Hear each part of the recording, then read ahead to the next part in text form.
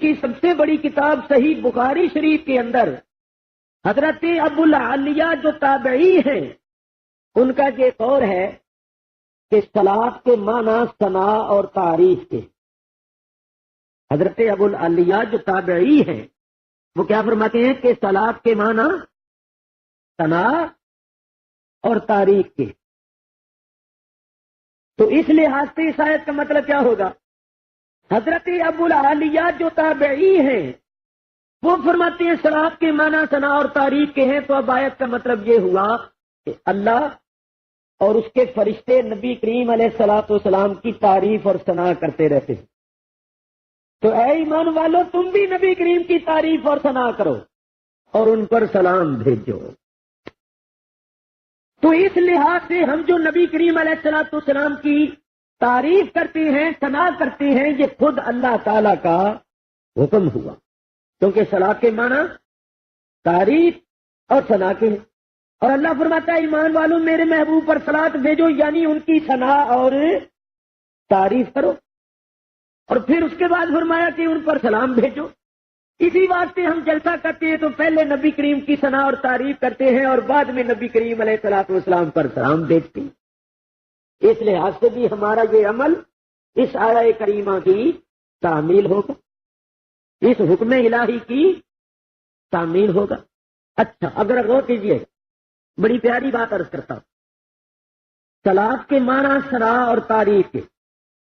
اللہ ہمیں فرماتا ہے کہ تم میرے نبی کی ثنا اور تعریف کرو، اور ہم کیا کہتے ہیں؟ اللہم صلی علی محمد. اے اللہ تو نبی کریم پر صلاۃ بھیج. اور صلاۃ کے معنی تعریف ہے تو مطلب کیا ہوا کہ اے اللہ تو نبی کریم کی تعریف اور ثنا کر. یہ ہم کیوں کہتے ہیں؟ اس لیے کہ اے اللہ ہم نبی کریم کی تعریف کیا کریں گے، ہم نبی کریم کی ثنا کیا کریں گے جبکہ ہم نبی کریم کے درجے اور مرتبے کو جانتے ہی نہیں. ان کے درجے اور مرتبے کو تو ہی جانتا ہے تو تو ہی ان کی ثنا اور تعریف کر، کیونکہ جو تو تعریف کرے گا جو تو ثنا کرے گا وہ بالکل ان کی شان کے مطابق ہوگی. ہمیں جب ان کی شان کا پتہ ہی نہیں ہے تو ہم ان کی تعریف اور ثنا کیا کر سکتے ہیں؟ غالب ایک مشہور شاعر ہوا، اس نے بڑا پیارا شعر کہا. کہتے ہیں غالب ثنائے خواجہ بیداں گزاشتے. غالب میں نے نبی کریم کی ثنا اور تعریف اللہ پر چھوڑ دی. غالب ثنائے خواجہ بیداں گزاشتے، کہاں ذات پاک مرتبہ دانے محمد صلی اللہ علیہ وسلم. اس لیے کہ وہ ذات ہی نبی کریم کے مرتبے کو جانتی ہے تو وہ ذاتی تعریف کر سکتی ہے، ہم کیا تعریف کر سکتے.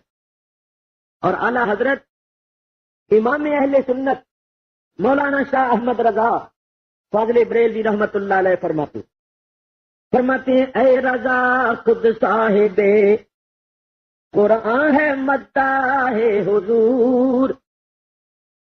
اے رضا خود صاحب قرآن ہے مداح حضور.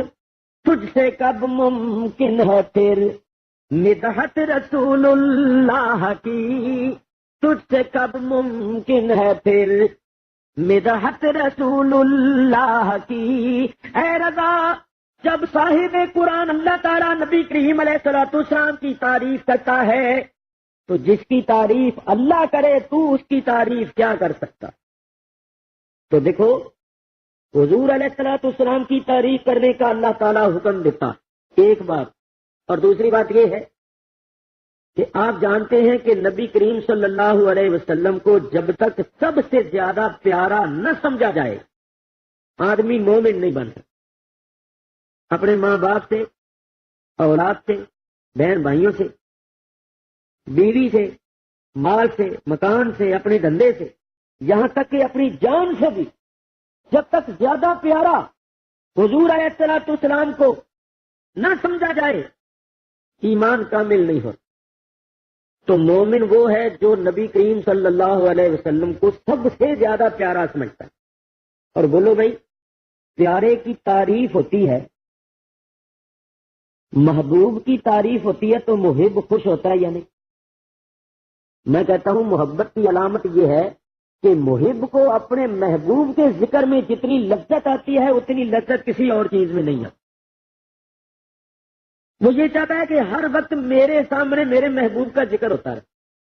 یہ محبت کی علامت. اور بعض لوگوں کو حضور کا ذکر اچھا ہی نہیں لگتا. حضور کی تعریف سن ہی نہیں سکتے. جہاں حضور کی تعریف شروع ہوئی اٹھ کر چل دیے. تو کیوں؟ ان کو حضور کی تعریف اس لیے اچھی نہیں لگتی کہ ان کے دل میں حضور کی محبت نہیں. اور جب محبت نہیں تو پھر ایمان بھی نہیں. کیونکہ ایمان تو کامل اس وقت ہوتا ہے جبکہ نبی کریم کی محبت سب سے زیادہ. اور محبت کی یہ علامت ہے، یہ میں نہیں کہتا، خود نبی کریم علیہ الصلوۃ والسلام فرماتے ہیں من احب شیئا اکثر ذکرہ، جس کو جس سے زیادہ محبت ہوتی ہے وہ اس کا ذکر سب سے زیادہ کرتا ہے.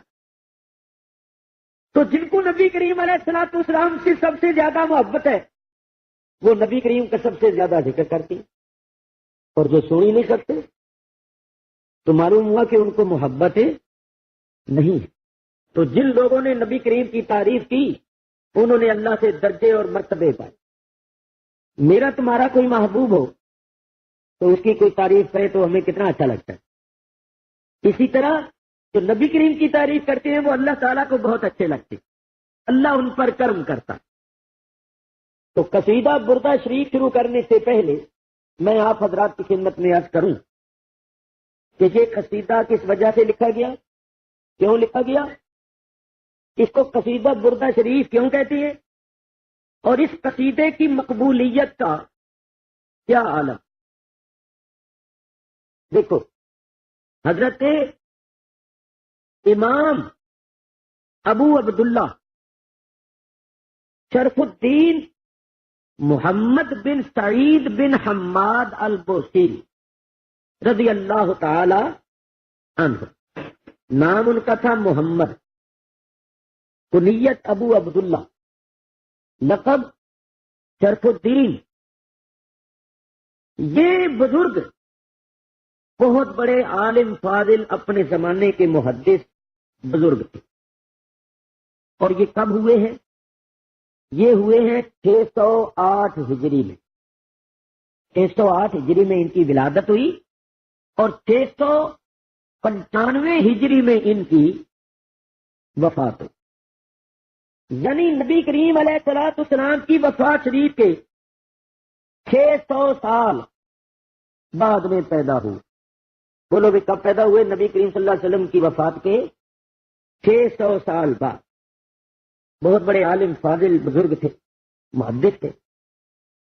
ان کو مرض فالج ہو گیا. جب فالج ہو گیا ڈاکٹروں حکیموں سے علاج کروایا، فائدہ نہیں ہوا. جب مایوس ہو گئے، علاج کروا کے مایوس ہو گئے کہ اب آرام نہیں آئے گا، تو چارپائی پر پڑے رہتے. تو خیال آیا کہ دنیا کے طبیبوں نے تو جواب دے دیا ہے، طبیب دو جہان کی بارگاہ میں درخواست کر. طبیب دو جہان حضور محمد الرسول اللہ صلی اللہ علیہ وسلم کی بارگاہ میں التجا اور درخواست کروں کہ یا رسول اللہ. سارے طبیبوں نے حکیموں نے جواب دے دیا ہے، آرام نہیں آ رہا اور میں چارپائی پر پڑا ہوا ہوں، آپ مجھ پر کرم، آپ مہربانی فرمائیں، سرکار سے مدد مانگوں، سرکار سے درخواست کروں، سرکار کی بارگاہ میں فریاد کروں. تو انہوں نے حضور کی بارگاہ میں التجا اور فریاد کی. اور التجا اور فریاد کرنے سے پہلے حضور کی تعریف اور ثنا، حضور کی شان بیان. تو میں آپ کو چند اشعار بتاؤں. سرکار کی بڑی تعریف، شان بیان کی کہ اللہ نے آپ کو کیا درجہ مرتبہ دیا ہے. پھر اس کے بعد فریاد کی کہ حضور اب مجھ پر کرم کریں، آپ کے سوا کوئی نہیں جس کی میں پناہ لوں.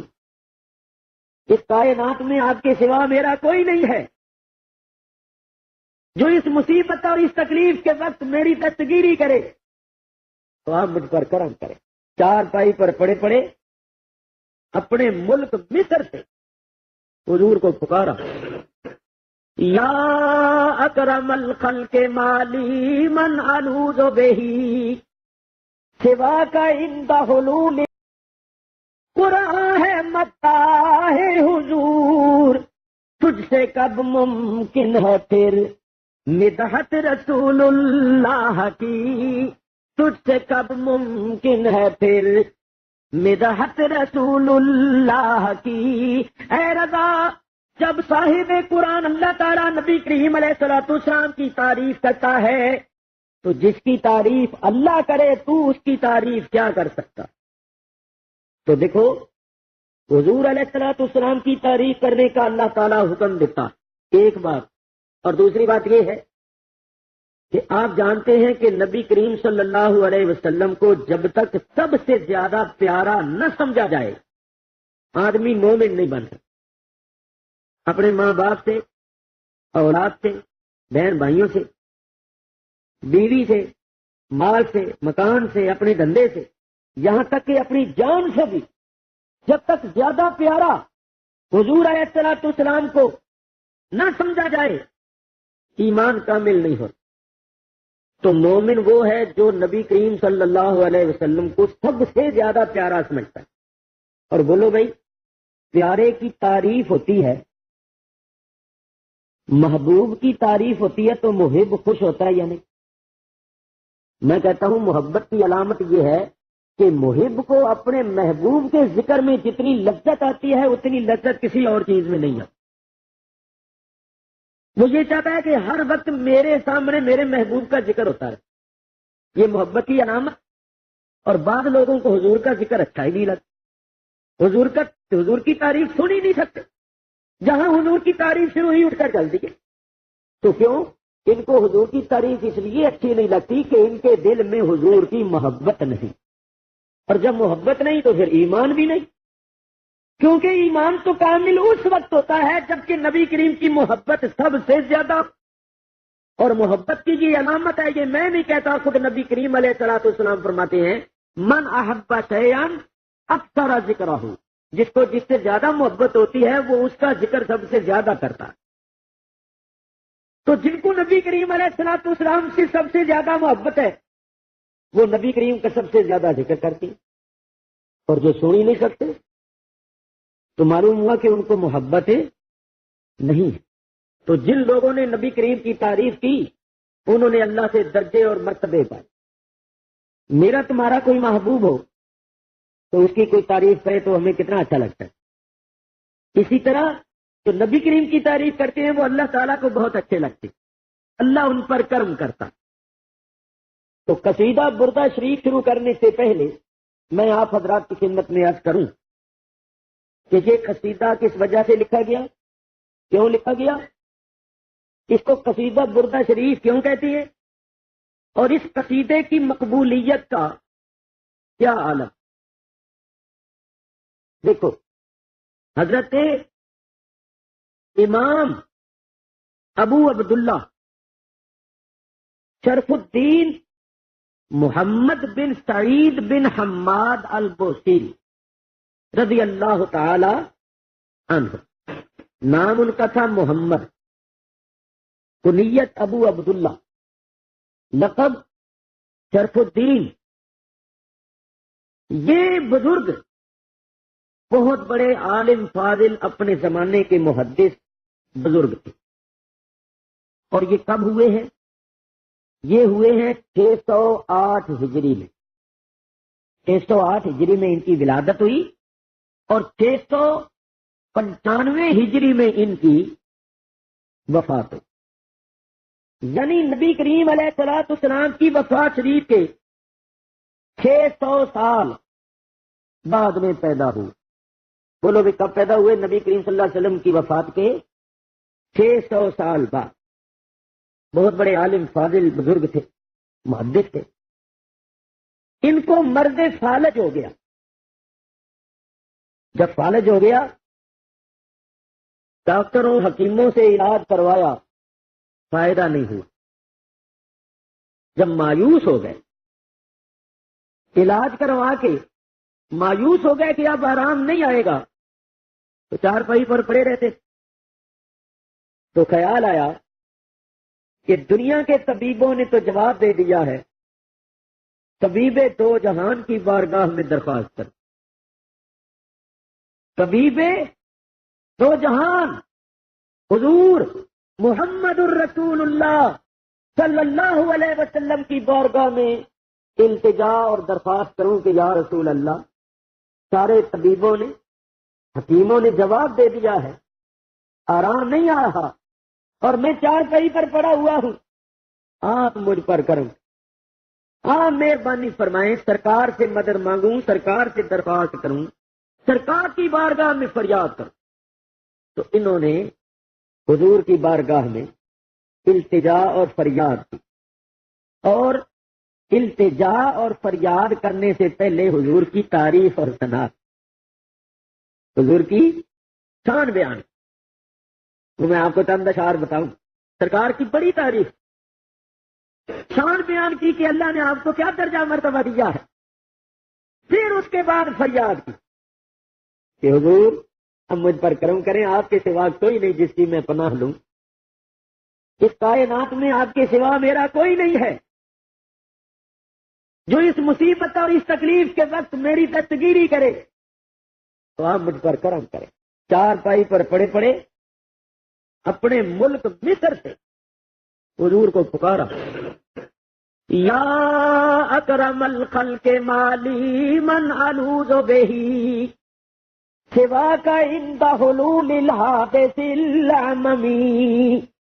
یہ شعر ہے، پکارا حضور، یاد رہے، یا بھی کہہ رہے، یا اکرم الخلق، اے ساری مخلوقات سے زیادہ بزرگ، مالی من الوذ بہی سوا کا عند حلول الحادث العممی، اے ساری مخلوقات سے بزرگ ترین، آپ کے سوا کوئی ایسا نہیں جس کی پناہ لوں، جس سے مدد مانگوں اس عام مصیبت اور حادثے کے وقت۔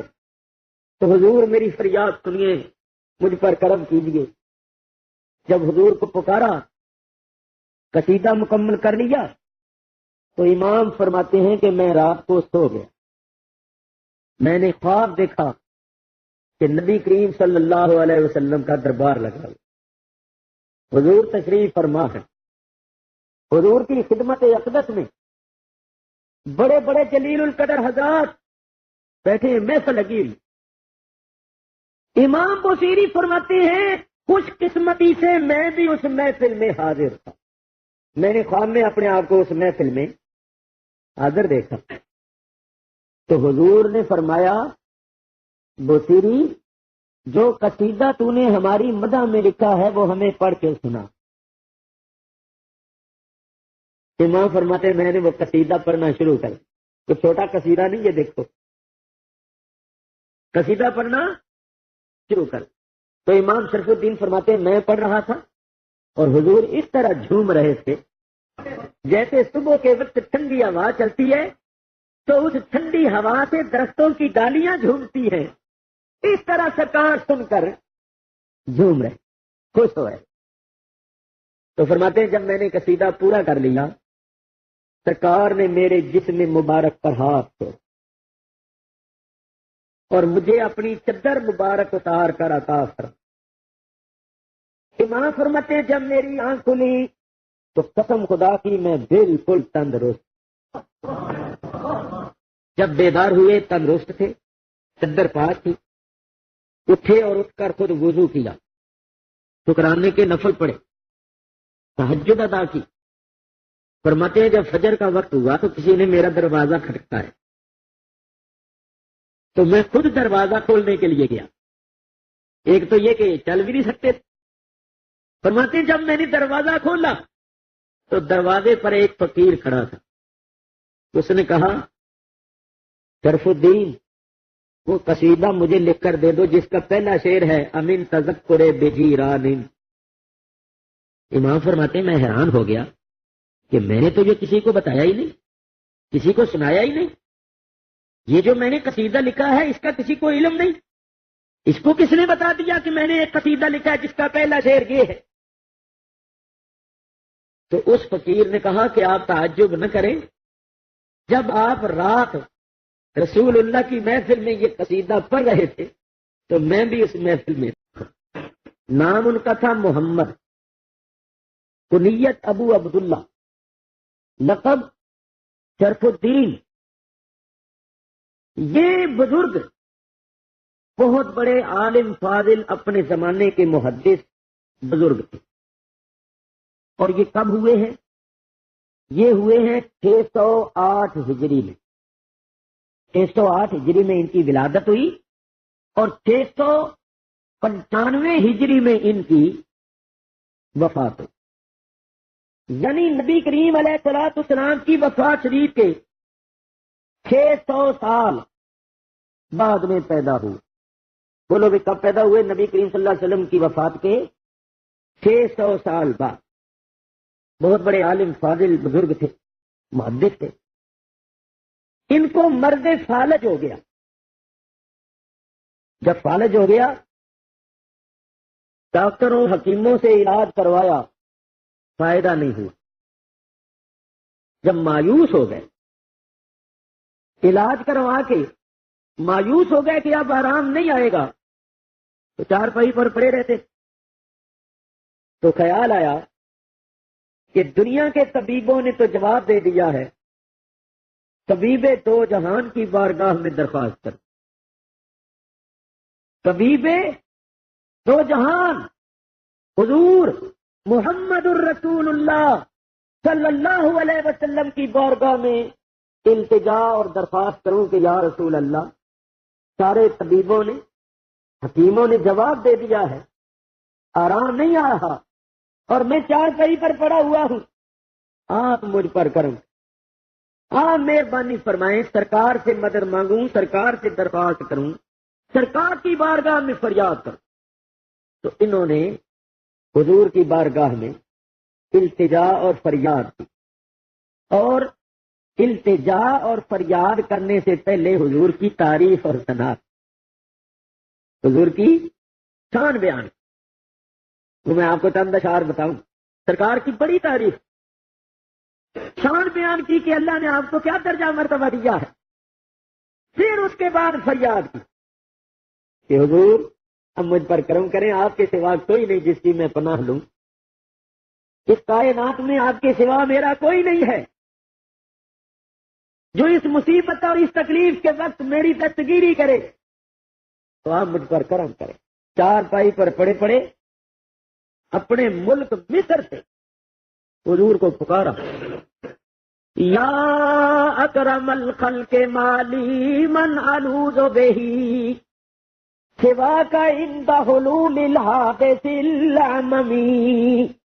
یہ شعر ہے، پکارا حضور، یاد رہے، یا بھی کہہ رہے، یا اکرم الخلق، اے ساری مخلوقات سے زیادہ بزرگ، مالی من انوذ بہی سوا کا عند حلول الحادث العممی، اے ساری مخلوقات سے بزرگ ترین، آپ کے سوا کوئی ایسا نہیں جس کی پناہ لوں، جس سے مدد مانگوں اس عام مصیبت اور حادثے کے وقت۔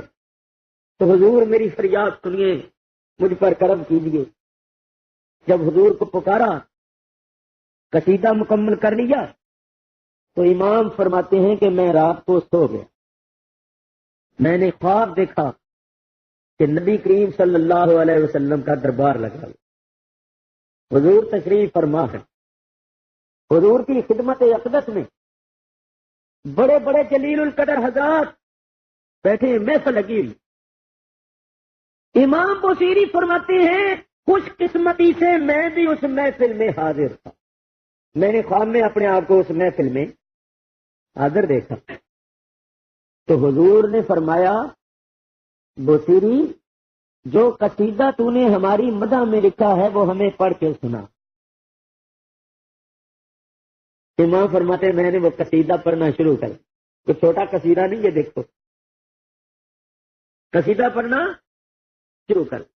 تو امام شرف الدین فرماتے میں پڑھ رہا تھا اور حضور اس طرح جھوم رہے تھے جیسے صبح کے وقت ٹھنڈی ہوا چلتی ہے تو اس ٹھنڈی ہوا سے درختوں کی ڈالیاں جھومتی ہیں، اس طرح سرکار سن کر جھوم رہے، خوش ہو رہے۔ تو فرماتے ہیں جب میں نے قصیدہ پورا کر لیا، سرکار نے میرے جسم مبارک پر ہاتھ چھوڑا، اور مجھے اپنی چادر مبارک اتار کر عطا فرما۔ امام فرماتے ہیں جب میری آنکھ کھلی تو قسم خدا کی میں بالکل تندرست، جب بیدار ہوئے تندرست تھے، چادر پاک تھی، اٹھے اور اٹھ کر خود وضو کیا، شکرانے کے نفل پڑے، تہجد ادا کی۔ فرماتے ہیں جب فجر کا وقت ہوا تو کسی نے میرا دروازہ کھٹکا ہے، تو میں خود دروازہ کھولنے کے لیے گیا۔ ایک تو یہ کہ چل بھی نہیں سکتے تھے۔ فرماتے ہیں جب میں نے دروازہ کھولا تو دروازے پر ایک فقیر کھڑا تھا، اس نے کہا شرف الدین وہ قصیدہ مجھے لکھ کر دے دو جس کا پہلا شعر ہے امین تذکر بجیران۔ امام فرماتے ہیں میں حیران ہو گیا کہ میں نے تو یہ کسی کو بتایا ہی نہیں، کسی کو سنایا ہی نہیں، یہ جو میں نے قصیدہ لکھا ہے اس کا کسی کو علم نہیں، اس کو کس نے بتا دیا کہ میں نے ایک قصیدہ لکھا ہے جس کا پہلا شعر یہ ہے؟ تو اس فقیر نے کہا کہ آپ تعجب نہ کریں، جب آپ رات رسول اللہ کی محفل میں یہ قصیدہ پڑھ رہے تھے تو میں بھی اس محفل میں تھا، میں بھی اس محفل میں تھا، اور میں اس لیے اس کو لینے آیا ہوں کہ یہ قصیدہ رسول اللہ نے بڑا پسند کیا ہے۔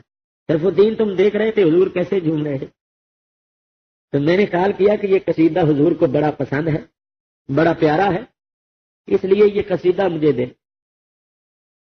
امام شرف الدین فرماتے ہیں کہ میں نے دیکھا کہ یہ حضوری والا شخص ہے، یہ اس مجلس میں ہاں تو اس کا بڑا درجہ مرتبہ ہے تو مجھے انکار نہیں کرنا چاہیے، آپ نے ان کو لکھ کر دے دی۔ پھر جو وقت کا بادشاہ تھا اس کو اس بات کا پتہ چل گیا کہ شرف الدین کو صحت و شفا ہو گئی اس قصیدے کے لکھنے کی برکت سے، اور یہ قصیدہ حضور نے اس طرح پسند فرمایا اور چادر عطا فرمائی۔ تو پھر اس وقت کے مسلمان بادشاہ نے امام صاحب سے کہا کہ جو چاہو مجھ سے ہدیہ لے لو، سونا چاندی ہیرے جواہرات لے لو اور یہ قصیدہ مجھے دے جو حضور کو پسند ہے۔ تو انہوں نے پھر بہت زیادہ دولت دے کر ہدیہ تو فتح امام شرف الدین نے کوئی بیچا نہیں، بلکہ بادشاہ نے عقیدت محبت ہے کہ مجھے وہ قصیدہ مل رہا ہے جو نبی کریم کو پسند ہے، او امام صاحب کو بہت زیادہ کچھ دیا اور یہ قصیدہ مبارک لی اور اس کو سونے کے پانی کے ساتھ لکھو تعظیم ہے۔ اس کے بعد یہ پھر آہستہ آہستہ قصیدہ پھیل گیا۔ یہ قصیدہ امت کے علماء میں بڑا مقبول، لوگ اس کا وظیفہ کرتے، بطور وظیفہ اس کو پڑھتے۔ شاہ ولی اللہ محدث دہلوی رحمۃ اللہ علیہ، شاہ عبدالعزیز محدث دہلوی اس کا وظیفہ کرتے تھے اور اپنے مریدوں کو اس کے پڑھنے کی اجازت دیتے۔ مجھے ایک مرتبہ ملک شام میں جانے کا اتفاق ہوا دمشق، تو دمشق میں حضرت مولانا عبد الوہاب الصلاحی رحمۃ اللہ تعالی علیہ ان کے پاس میں ٹھہرا ہوا، وہ بڑے بزرگ تھے، صاحب سلسلہ تھے۔ اس وقت انہوں نے 40 حج کیے ہوئے تھے، 46 سرخ چہرہ تھا، سفید داڑھی تھی، 46 حج کیے ہوئے تھے۔ یہ بات ہے 62 کی، 1962 کی جب میں گیا، آج سے 14 سال پہلے۔ تو ان کے ہاں اس قصیدہ بردہ شریف کا روزانہ ختم ہوتا تھا، ان کے مریدین بیٹھ جاتے تھے حلقہ باندھ کر، ایک ایک شعر پڑھتے اس قصیدے، ایک شعر قصیدے کا پڑھا اور پھر پڑھا مولا یا صلی وسلم دائما ابدا علی حبیبک خیر الخلق کلہم۔ پھر اس کا ایک شعر، پھر یہی ہر شعر کے ساتھ درست۔ یہ جو ہے نا مولا یا، یہ درود شریف ہے، اے ہمارے مولا صلی وسلم دائماً ابداً، اے ہمارے مولا صلاۃ اور سلام دے ہمیشہ ہمیشہ اس پر علی حبیب کا، اپنے حبیب پر، خیر الخلق کلہم، جو تیری ساری مخلوق میں سب سے زیادہ بہتر۔ تو یہ شعر نہیں بلکہ یہ درود شریف۔ اور فرض کر لیجئے کہ آج اس مجلس میں ہم 100 مرتبہ یہ پڑھیں تو ایک مرتبہ درود پڑھا جائے